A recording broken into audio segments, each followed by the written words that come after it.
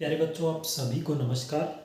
एक बार फिर से आपका स्वागत है आपके अपने YouTube channel let's learn chemistry में। प्यारे बच्चों, आज हम क्लास 11th का जो फर्स्ट चैप्टर कर रहे थे उसको आगे करते हैं। ठीक है, तो प्यारे बच्चों, लास्ट में हमने जो टॉपिक किया था न्यूमेरिकल्स की थी, यानी कि मोल कंसेप्ट पे जो न्यूमेरिकल चल रही थी हमारे पास वो किया था, यानी कि वहाँ पे वो कंप्लीट हो चुका था हमारा। अब हम जो आगे करने वाले हैं नेक्स्ट जो टॉपिक है हमारे पास वो है प्यारे बच्चों एवरेज एटॉमिक मास। वो है average atomic mass. Average atomic mass, ठीक है। लास्ट में हमने एम्पेरिकल फॉर्मूला और मॉलिक्यूलर फॉर्मूला किया था। एम्पेरिकल फॉर्मूला और मॉलिक्यूलर फॉर्मूला आपने बाकायदा एम्पेरिकल फॉर्मूला हमने टेबल बनाई थी, और मॉलिक्यूलर फॉर्मूला था वो क्या होता था empirical formula into n. N कैसे आता था आपको फॉर्मूला बताया था, उसमें पुट करके आप मॉलिक्यूलर फॉर्मूला कैलकुलेट कर लेते थे। ठीक है भाई, तो इसके आगे नेक्स्ट जो टॉपिक हमारा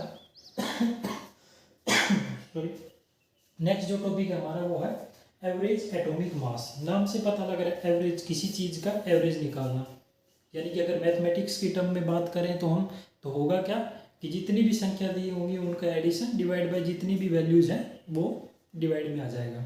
ठीक है भाई, जैसे कि 10 वैल्यूज होंगी तो 10 डिवाइड में उन सभी का 10 वैल्यूज़ का एडिशन और डिवाइड बाय 10 है। लेकिन यहाँ पे ऐसा नहीं है।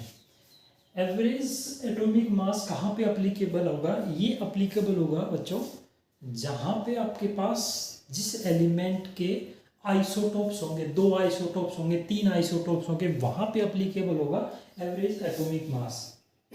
जैसे फॉर एग्जांपल अगर मैं बात करूँ, क्लोरीन है, क्लोरीन के 2 आइसोटोप, एक तो क्लोरीन का मैं लिख देता हूँ, क्लोरीन के 2 आइसोटोप कौन कौन से हैं? क्लोरीन 1735, एक आइसोटोप है क्लोरीन। क्लोरीन का एटॉमिक नंबर 17 होता है, मास नंबर 35। एक आपके पास है क्लोरीन 1737, ये इसके 2 आइसोटोप्स क्लोरीन के। डिफरेंस क्या है? मास नंबर दोनों के अलग अलग है, यानी कि ये हमारे पास एटमॉस्फेयर में मिलती है 2 क्लोरीन। कौन कौन से? क्लोरीन 37 और क्लोरीन 35। अब इसका एवरेज एटॉमिक मास कैसे निकालेंगे? देखिए, जनरली गलती क्या करते हैं स्टूडेंट्स कि सर ये 35 है, ये प्लस में 37, इनका ऐड करके डिवाइड बाय 2, लेकिन this is the wrong method, आपका आंसर सही नहीं आएगा। देखिए, इसको कैलकुलेट करने का ये एक बार जेईई मेंस में भी पूछा हुआ है क्वेश्चन। ठीक है भाई, तो देखिएगा हम क्वेश्चन से ही करते हैं। क्वेश्चन क्या है डियर स्टूडेंट्स हमारे पास, ताकि आपको आसानी से समझ में आ जाए। Naturally occurring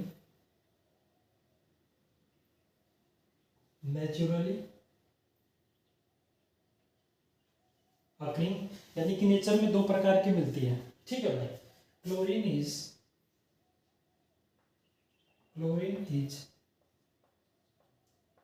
75% of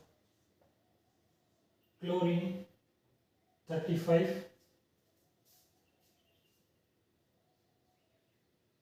when has an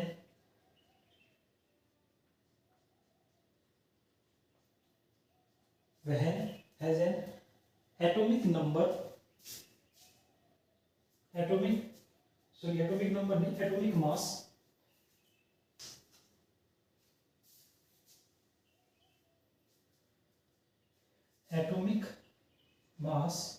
और एटॉमिक मास कितना?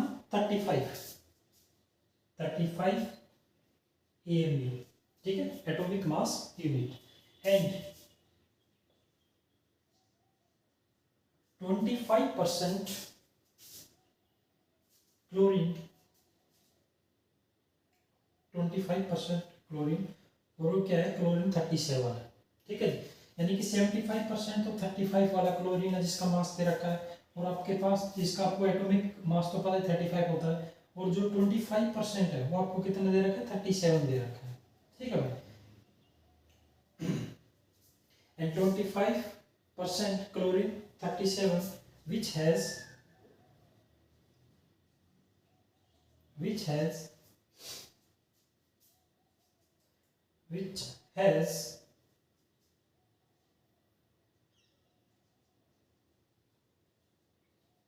a mass of 37 AMU, जिसका मास कितना होगा 37 AMU, एटॉमिक मास यूनिट, ठीक है भाई।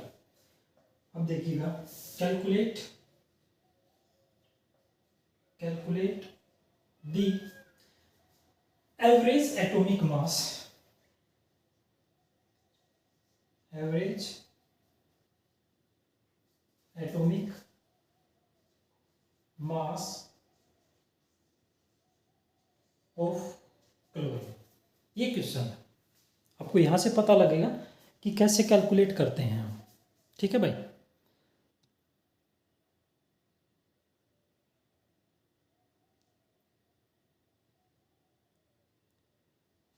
ठीक है, यहां से हमें कैलकुलेट करना है, calculate the average atomic mass of chlorine. देखिए क्या दे रखा है, सबसे पहले परसेंटेज देखिए, 75% कौन सा है, क्लोरीन 35 है, जिसका मास कितना है 35 है भाई, 35 की मास है।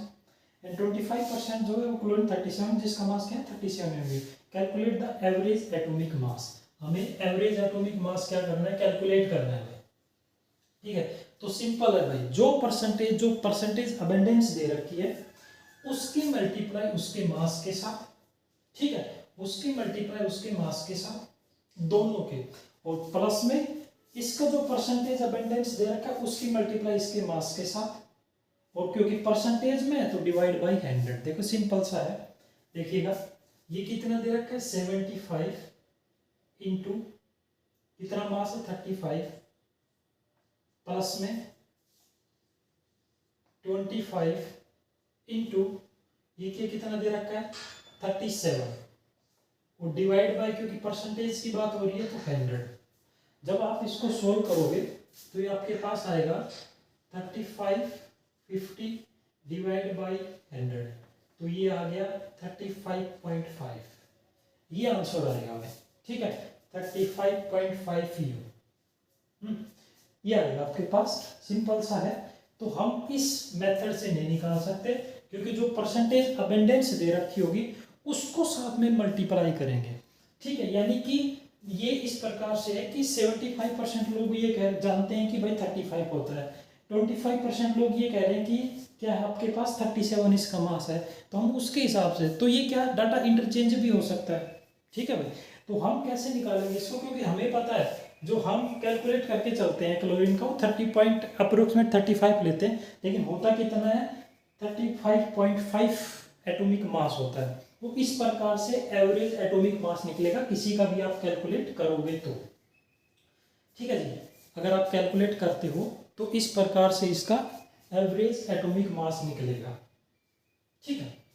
अच्छा देखिएगा, यहाँ पे तो परसेंटेज अबेंडेंस दे रखी है, और आपको पता है क्लोरीन 35 और क्लोरीन 37 है, ठीक है जी। यानी कि यहाँ पे आपको अबेंडेंस परसेंटेज दे रखी है, लेकिन आपसे रिवर्स भी क्वेश्चन पूछ सकता है डियर स्टूडेंट्स। क्या पूछ सकता है, आपको सिर्फ ये देगा, ये 35 मास और ये इसका 37, ठीक है, और आपसे कैलकुलेट करवा लेगा ये जो वैल्यू हमने कैलकुलेट की है, यानी कि जो परसेंटेज अबेंडेंस है ये कैलकुलेट करवा लेगा आपसे, ठीक है। क्या कैलकुलेट करवा लेगा, परसेंटेज अबेंडेंस कैलकुलेट करवा देगा, या फिर आपसे पूछ सकता है उस परसेंटेज अबेंडेंस में कि आप रेशियो बताइए, जो परसेंटेज अबेंडेंस का रेशियो है वो कितना आएगा। तो एक क्वेश्चन ये भी बहुत अच्छा क्वेश्चन है, देखिएगा अगर इसके क्वेश्चंस की बात करें तो यहाँ पे किस प्रकार के क्वेश्चन पूछ सकता है।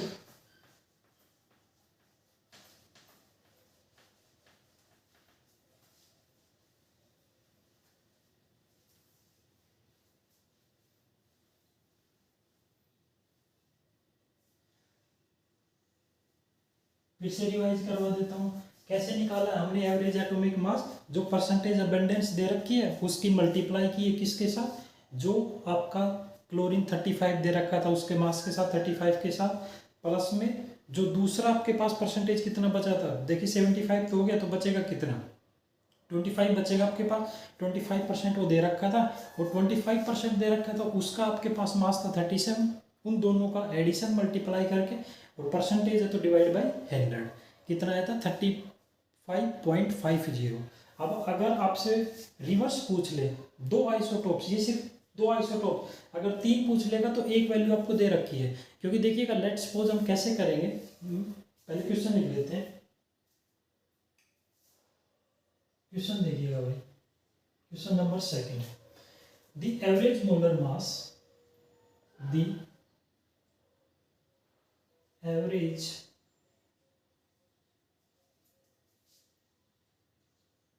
molar mass, the average molar mass of chlorine, chlorine का एवरेज मोलर मास दे रखा है कोई इतना, इज 35.5 ग्राम पर मोल। ठीक है भाई, 35.5 ग्राम पर मोल, ये आपको क्या दे रखा है, एवरेज मोलर मास दे रखा है, जो अभी हमने कैलकुलेट किया था। ठीक है, the ratio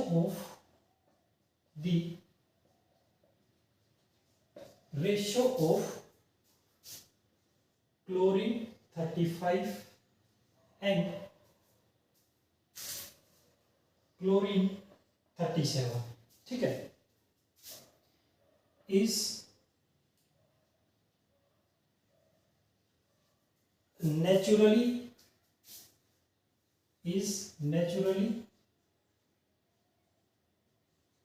occurring chlorine is also। ठीक है, यहाँ पे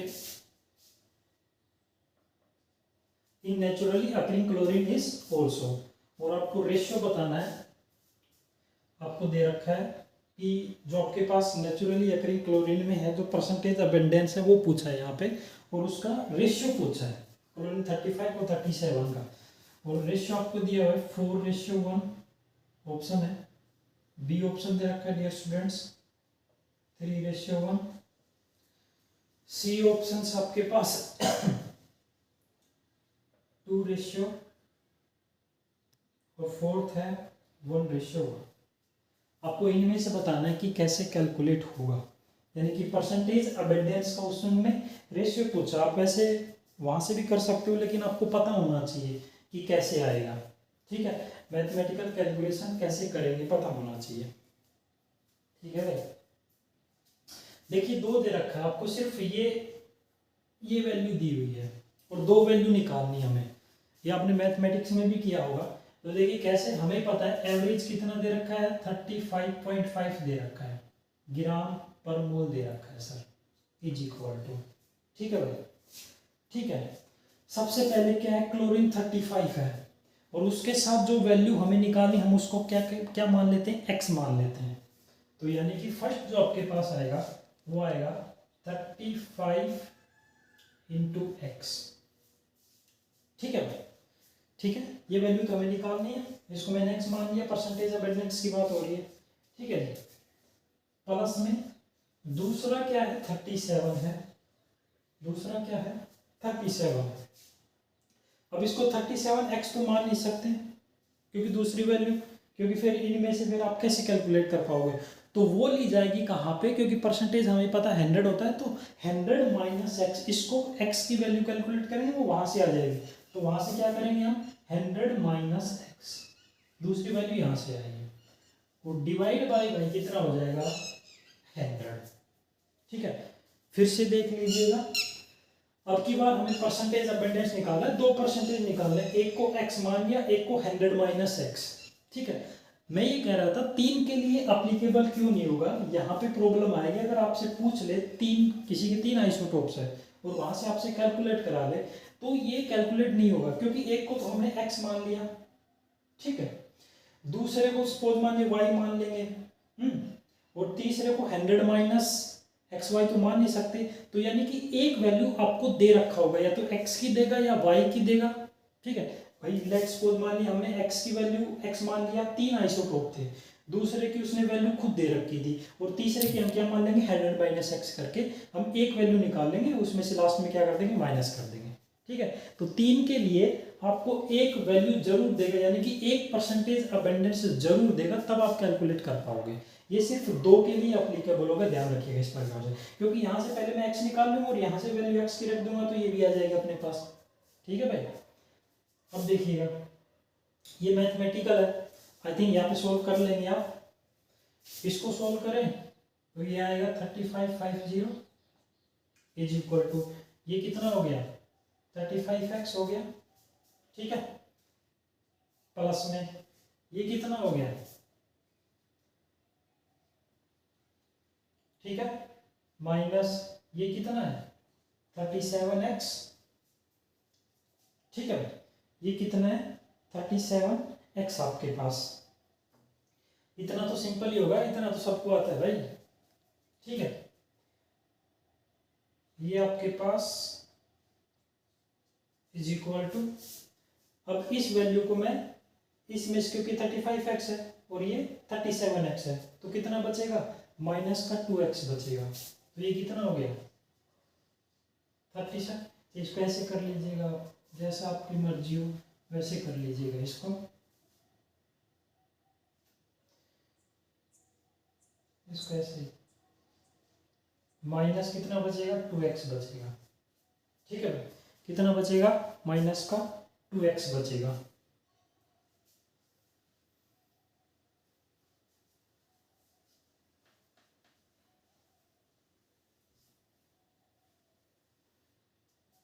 अब देखिएगा, इसको इधर लेके आइएगा, ये 35 minus 3700 is equal to minus 2x।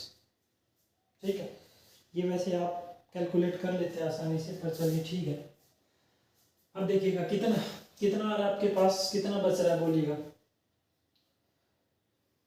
ठीक है, तो इसमें से माइनस करोगे तो कितना माइनस 150 आ रहा है, minus 150 is equal to minus 2x।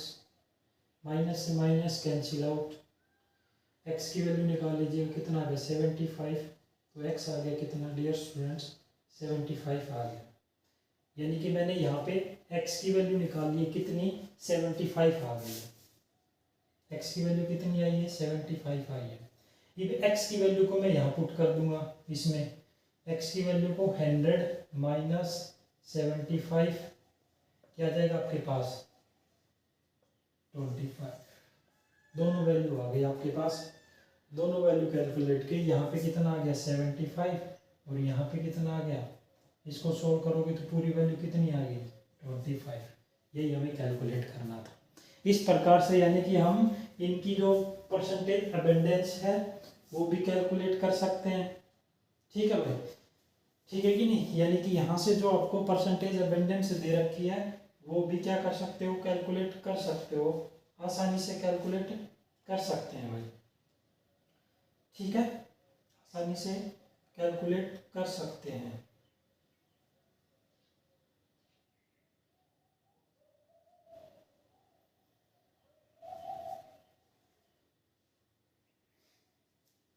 ठीक है, लेकिन आपको रेशियो पूछा है, यहाँ से आपको क्या कैलकुलेट करवाना है रेशियो, आपसे वैल्यू पुट मत करिएगा, ये रेशियो पूछा है तो आपके पास रेशियो क्या आ जाएगा,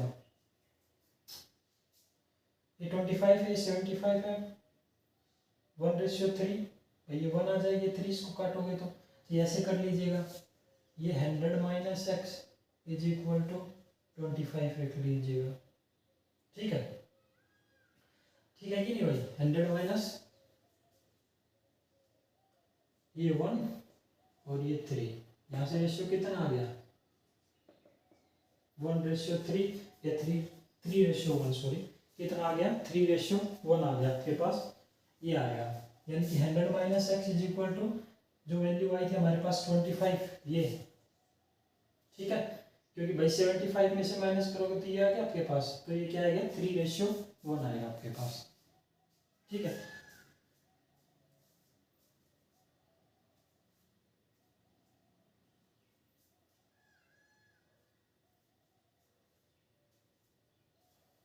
ठीक है, अब कईयों को नहीं समझ में आएगा भाई ये वैल्यू रख के कैलकुलेट किया है, यहाँ पे कितना रखोगे आपके पास 100 माइनस एक्स, एक्स की वैल्यू कितनी आई थी 75 आई थी ना भाई, 100 माइनस 75 तो 25 आया था, एक वैल्यू क्या थी 75 थी हमारे पास, एक कितना था 25 थी, तो ये आपके पास इस प्रकार से 3:1 आया था। ठीक है, आप सिंपल ऐसे भी कर सकते हो, वो कोई प्रॉब्लम नहीं है, आप ऐसे भी कर सकते हो इसको, सिर्फ हमें वैल्यू पुट करनी है। हमें एक वैल्यू तो एक्स की आ गई थी हमारे पास, देखिए और सिंपली कर देता हूँ, आप कंफ्यूज हो गए यहाँ पे भाई, हमें ये पता लग गया था, ये तो आ गया था 75। ठीक है, हमें रेशियो निकालना है, दूसरा इसमें 75 रखोगे तो ये कितना आएगा 25 1, अभी कितना आएगा 3:1 आपका, ऐसे भी कर सकते हो सिंपल, वो भी ऐसे ही था। ठीक है जी, तो सिर्फ मैंने वैल्यू नहीं रखी वहाँ पे 100 माइनस एक्स है, वो इस प्रकार से था, मतलब ओबियसली बात है वैल्यू तो रखेंगे हम, क्योंकि जब एक्स की वैल्यू निकाली तो आपको वैल्यू रखनी पड़ेगी, क्योंकि परसेंटेज ऑफ अटेंडेंस को हम कैलकुलेट कर ही रहे हैं। ठीक है भाई, ये था आपके पास एवरेज एटॉमिक मास, इससे इसी प्रकार के क्वेश्चन पूछ सकता है, इससे इसी प्रकार के क्वेश्चन पूछने की उम्मीद है आपके पास। ठीक है,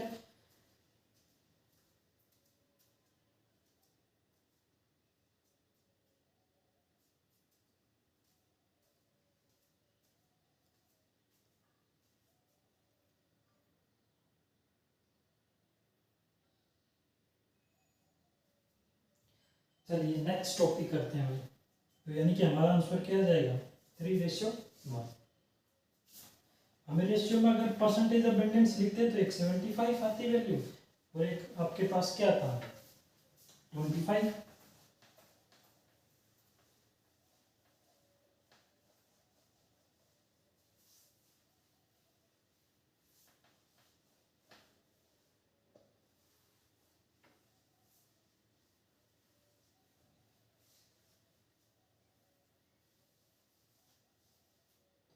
नेक्स्ट टॉपिक है हमारे पास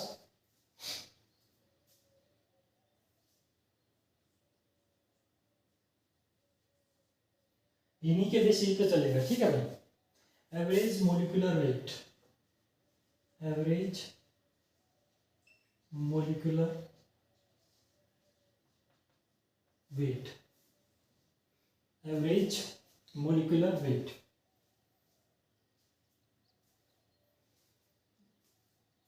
यानी कि डिफरेंट डिफरेंट कंटेनर में गैसेज आपके पास, तो वहां पे कैसे निकालेंगे मोलिकुलर वेट, कैसे निकालेंगे। ठीक है, अगर डिफरेंट डिफरेंट कंटेनर में कोई सब्सटेंस है तो उनका एवरेज मोलिकुलर वेट कैसे निकालेंगे हम, तो देखिएगा सीधा सा फॉर्मूला है निकालने का, average molecular weight is equal to total mass divide by total moles, total mass divide by total moles. ठीक है भाई, अब देखिएगा N1 M1 N2 M2 N3 M3 as shown as।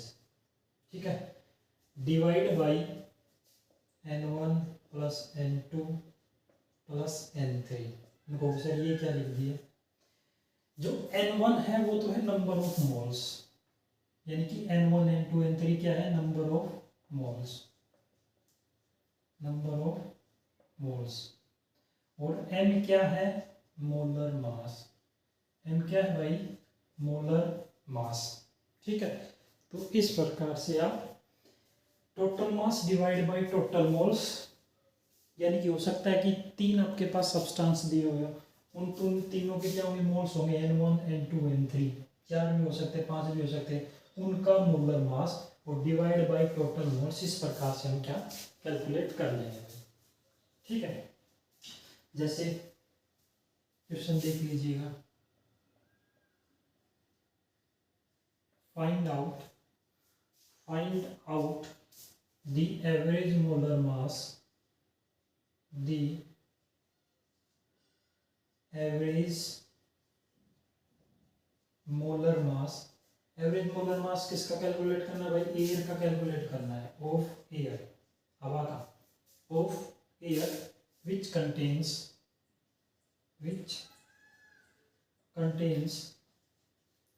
80%, जिसमें 80% तो क्या है नाइट्रोजन यानी कि N2 एंड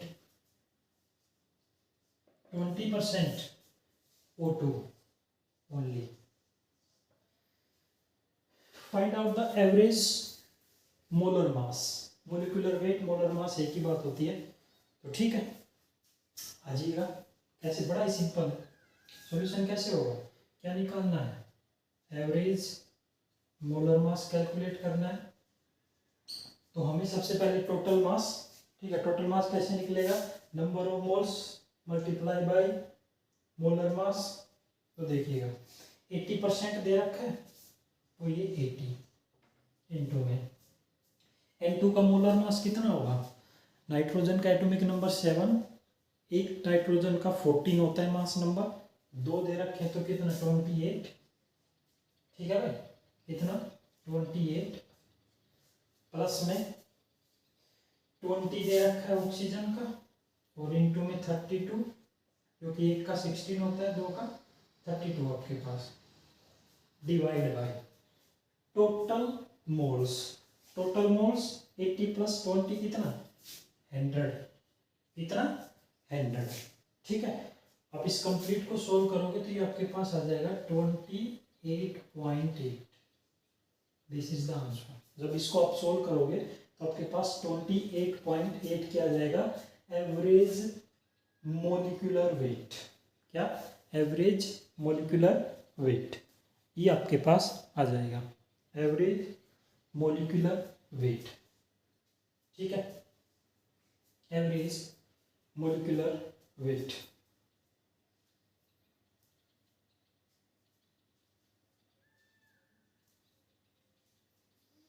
ठीक है भाई, एवरेज मोलिकुलर वेट, किसी को कोई दिक्कत नहीं होगी इसमें। फिर से बता देता हूँ, एवरेज मोलिकुलर वेट क्या था, कैसे निकलता है, फॉर्मूला याद रखिएगा, total mass divide by total moles. Total मास कैसे निकालेंगे, number of moles into molar mass, number of moles into molar mass, ठीक है। तो टोटल मास जो मोल्स दे रखे हैं उससे डिवाइड कर दीजिएगा, ठीक है।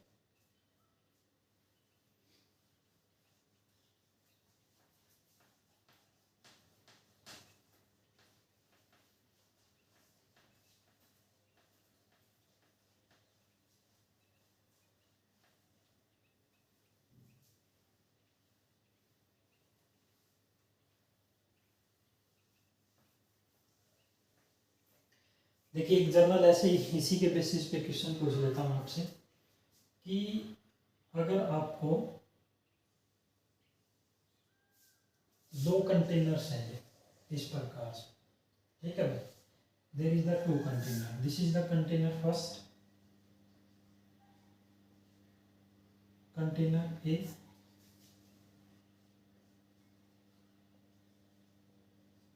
Container B.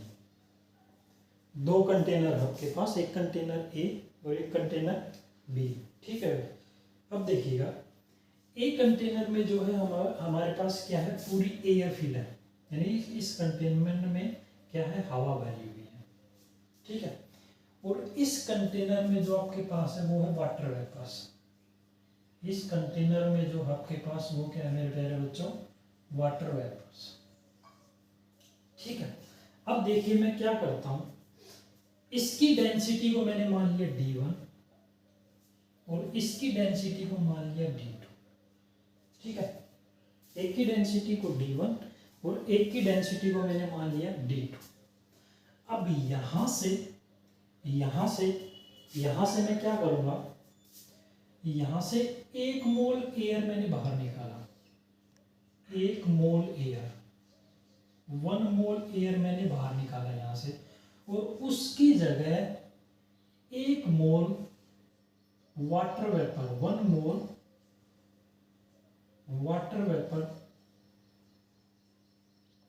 एडेड, ठीक है। 1 मोल एयर रिमूव, यानी कि 1 मोल एयर को मैंने बाहर निकाला, या एग्जिस्ट लिख सकते हो, और 1 मोल वाटर को मैंने उसकी जगह ऐड कर दिया। ध्यान से समझिएगा, दो दो कंटेनर है, कंटेनर ए और कंटेनर बी। कंटेनर ए और बी में एक कंटेनर में पूरी एयर फिल है और एक कंटेनर में पूरे वाटर वेपर्स। ठीक है, अब मैंने क्या किया, एक कंटेनर, इनकी डेंसिटी d1 d2 मान ली। ठीक है, वो क्वेश्चन डेंसिटी पूछेगा कि डेंसिटी ज़्यादा होगी कि कम होगी, वो बताना आपको। अब देखिए होगा कि यहाँ से मैंने 1 मोल क्या निकाला, रिमूव किया एयर। ठीक है, और उसकी जगह ऐड किया है 1 mole water vapour. Water vapour को मैंने ऐड किया है। तो वो आपसे पूछ रहा है कि जो आपके पास डेंसिटी पे इफेक्ट क्या होगा, what is the effect of density.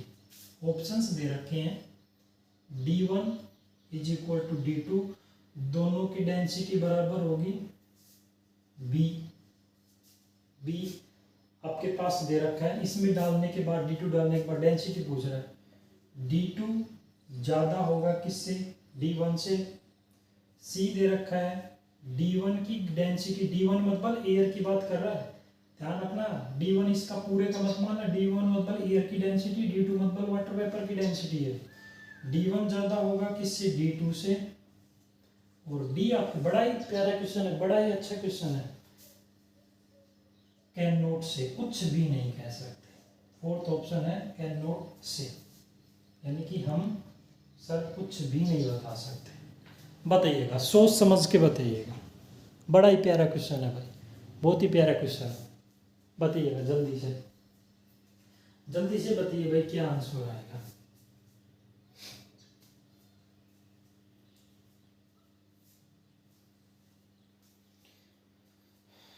बड़ा ही प्यारा क्वेश्चन है भाई।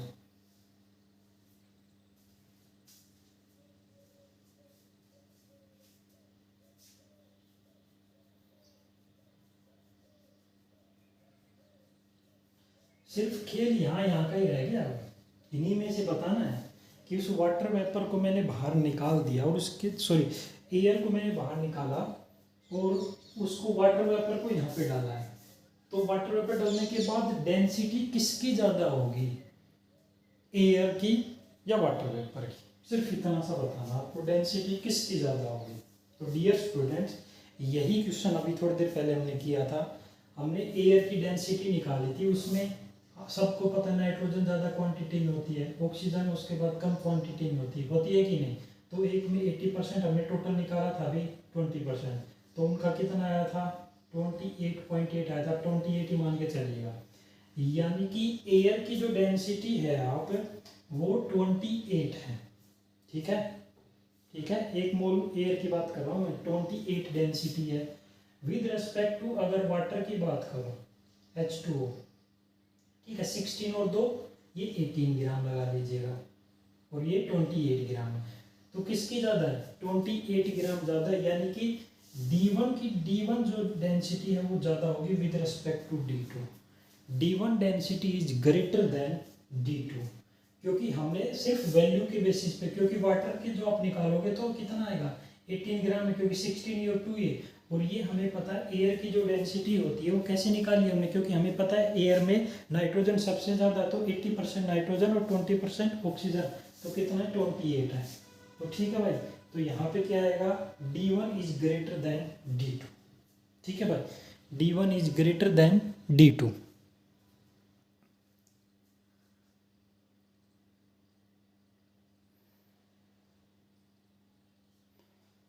D1 is greater than D2। Simple, बिल्कुल ही सिंपल क्वेश्चन है। आई थिंक किसी को कोई दिक्कत नहीं होगी यहाँ पे। ठीक है भाई, फिर से बता देता हूँ आपको, ये एक कंटेनर था, ये दूसरा कंटेनर था, इसमें एयर फिल थी, इसमें वाटर फिल थी। हमने एयर की डेंसिटी D1, वाटर वेपर की डेंसिटी D2, यहाँ से 1 मोल एयर बाहर निकाला, उसकी जगह 1 मोल वाटर वेपर इसमें ऐड किया। हमने अभी पिछले क्वेश्चन में देखा था कि कैसे नाइट्रोजन, क्योंकि सबको पता है एयर में सबसे ज़्यादा क्वांटिटी किसकी होती है, नाइट्रोजन की होती है ना, तो उसको 80% अप्रोक्सीमेट मान लिया, 20% ऑक्सीजन मान लिया 100 में से। अभी हमने कैलकुलेट किया, कितने आए थे, 28